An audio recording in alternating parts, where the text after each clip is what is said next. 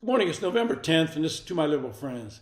Say it ain't so, Joe. This was the cry from White Sox fans after shooter Joe Jackson was accused of taking a bribe in the 1919 World Series.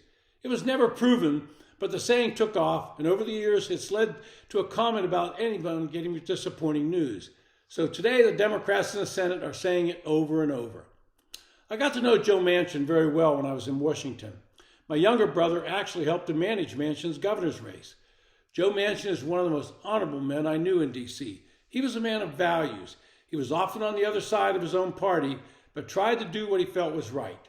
As a moderate, he increasingly fell out of step with the more liberal members of the Democratic caucus.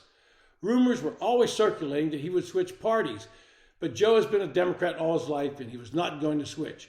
He was a Democrat in West Virginia when the state was a reliable blue state. But times have changed, and the people of West Virginia began to realize the National Democratic Party did not share their values.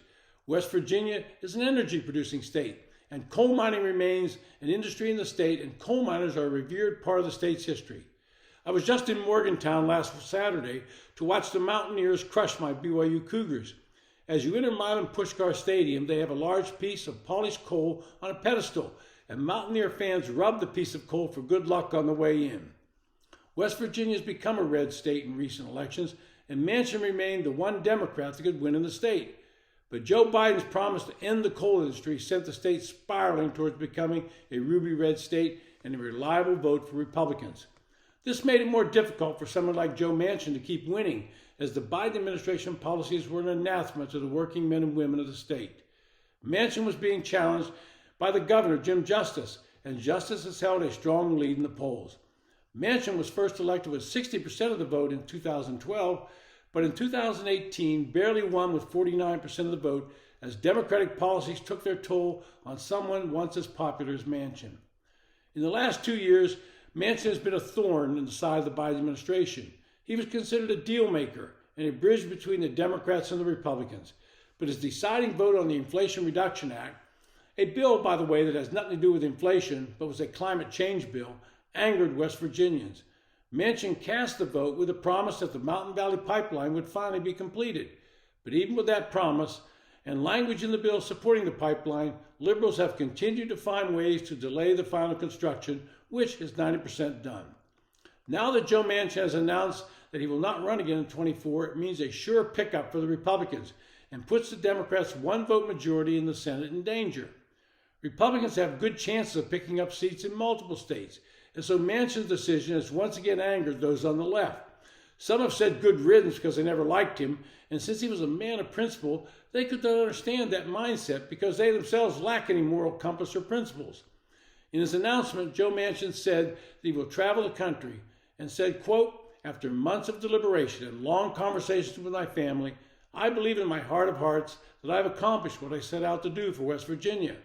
I have made one of the toughest decisions of my life and decided that I will not be running for re-election to the United States Senate.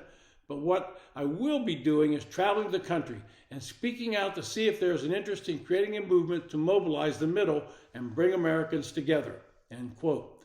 It should not come as a surprise to political veterans that Manchin might explore a run for the presidency as an independent. Heather Manchin, the former chief executive of Milan Pharmaceuticals and Joe's daughter, said she registered a politically active nonprofit organization called Americans Together in late July and that she planned on hiring staff in the coming weeks. She said she leads the group and that it isn't tied to her father's political prospects or possible campaigns. I'm not sure that's a correct statement. The group is not associated with the centrist No Labels group, but Manchin has shared a stage with John Huntsman, the former Utah governor and ambassador, who is associated with the group. Ken Langdon, the billionaire co-founder of Home Depot and a major Republican donor, said Manchin and his daughter have sought his backing for their endeavor. He said that he read their pitch and had a phone call with the senator earlier and that their effort has his support. Should Joe Manchin decide to make a run as a third-party candidate, both Democrats and Republicans have to figure out the calculus of such a run. Would he hurt Joe Biden or Donald Trump? Which candidate would be effective the most, and in which battleground states would a Manchin candidacy affect the outcome? States like Pennsylvania, Georgia, Arizona, Nevada, Michigan, and Wisconsin are the ones that will determine the winner. And a Manchin on the ballot would only need several thousand votes to swing the election to either Biden or Trump. And it's no secret there are millions of Democrats and Republicans, as well as independents, that are not enthralled with both Biden and Trump. They find someone like Manchin a moderate who has always tried to unite people an appealing candidate.